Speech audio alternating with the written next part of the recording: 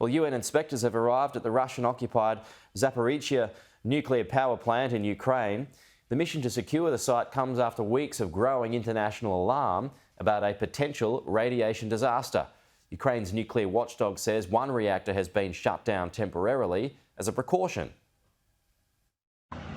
This is the moment a team of nuclear inspectors ventured through the grey zone between Ukrainian and Russian front lines. A first in this war.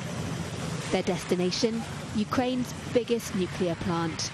Reached at huge personal risk and after months of negotiations. The mission could have been turned off at any time.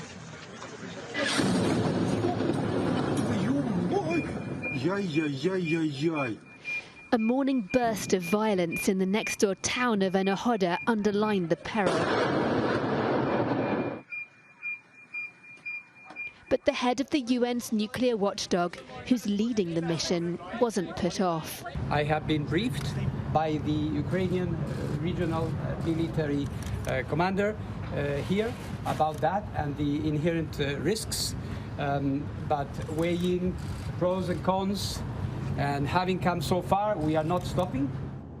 The inspectors will be assessing safety and security here, amid fears that shelling and rocket fire from the war could trigger a nuclear catastrophe.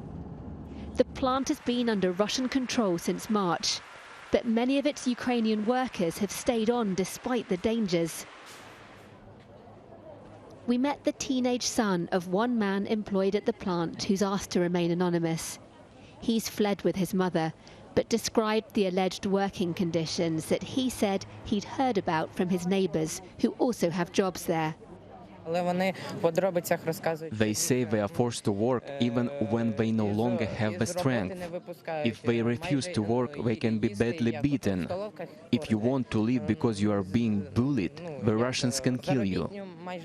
The fact the team made it to the plant is in itself an achievement. But the big test will be whether or not this visit helps to reduce the risk of a nuclear disaster, given the facility remains in an active war zone. Doubtless, the head of the mission will have more to say on that once he's back from this high-stakes inspection.